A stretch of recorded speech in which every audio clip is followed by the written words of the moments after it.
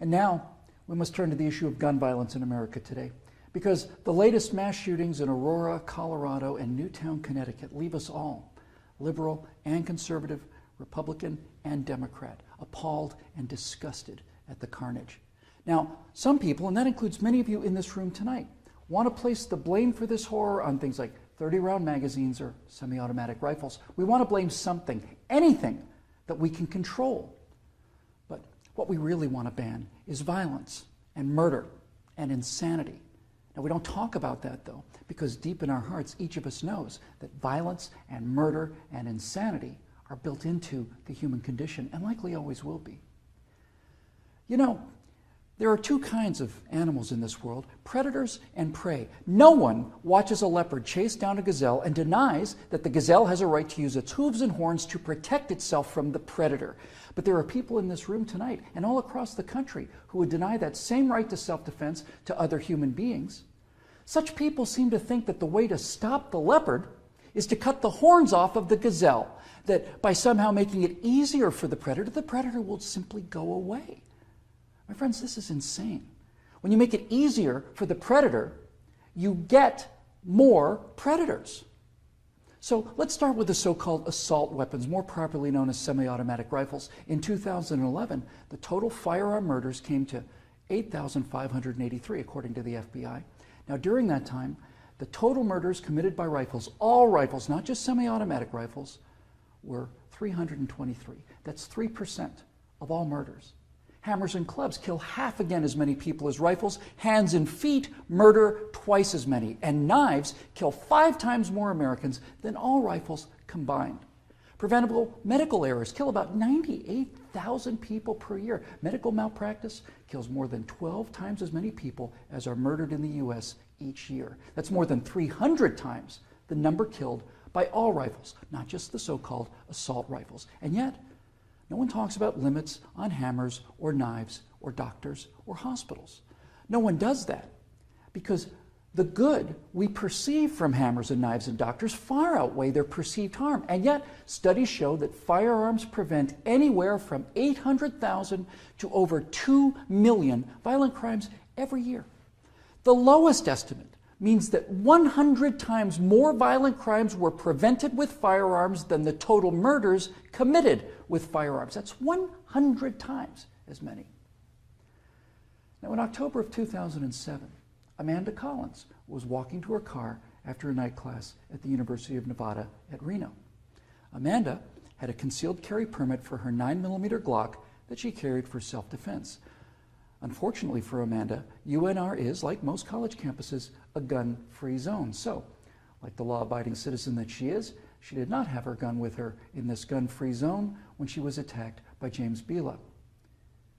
Bila raped her on the UNR campus less than 300 yards from the campus police office. He then walked away, and a few months later, this human predator went on to murder 19-year-old Breonna Dennison. Amanda Collins went on to say, quote, "I know, having been the first victim, that Breonna Dennison would still be alive had I been able to defend myself that night," unquote. Therefore, I am directing the virtual Attorney General to aggressively challenge any gun control laws that violate Amanda Collins' right not to be raped and Breonna Dennison's right not to be murdered. You're not forced to abandon your First Amendment right when you enter Chicago or New York, or your Fifth Amendment rights when you walk onto a college campus. As virtual president, I will veto on the spot, without hesitation, but with a great deal of pleasure, any and all attempts to destroy any of the Bill of Rights, of the Constitution of the United States of America. Because, when it's all said and done, the Second Amendment to the Constitution is not there to protect us against criminals, and the people calling for gun control know this. That's why they want gun control instead of crime control. That's why they want laws that, at the stroke of a pen, turn law-abiding citizens into criminals. The Second Amendment is there to protect the American people from tyranny. The Second Amendment is there to protect the American people from politicians. The Second Amendment is there to protect the American people from us.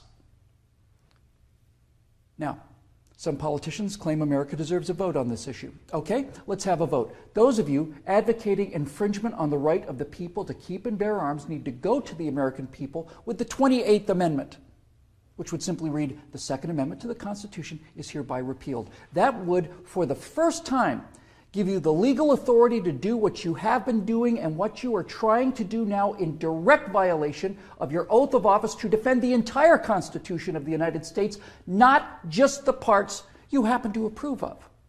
So go ahead, go to the American people and tell them that ultimate power is no longer to be vested in the people who can't be trusted with that power according to you. Tell them only the government can have that power now. You go out there and try to convince the people of the 38 states that you're going to need to get that amendment passed to agree with your opinion of them versus their opinion of you. I dare you. 12 million unarmed men, women, and children were unable to resist being murdered by their own National Socialist government in Germany. Perhaps 50 million unarmed men, women, and children were murdered by their own Union of Soviet Socialist Republics. 50 million Chinese murdered by their own government under Mao, who also disarmed his people. And in Cuba, and in Vietnam, and in the killing fields of Cambodia. Now you say that can't happen here? You say we're protected? By what? By the Constitution that you're in the process of destroying? You are in violation of your oaths of office by so much as introducing this legislation, let alone passing it.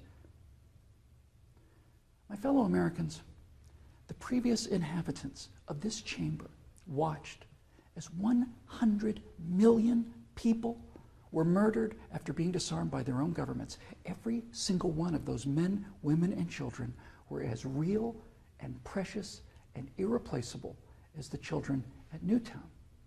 And I tell you here and now that I will be damned if I will let that happen to the American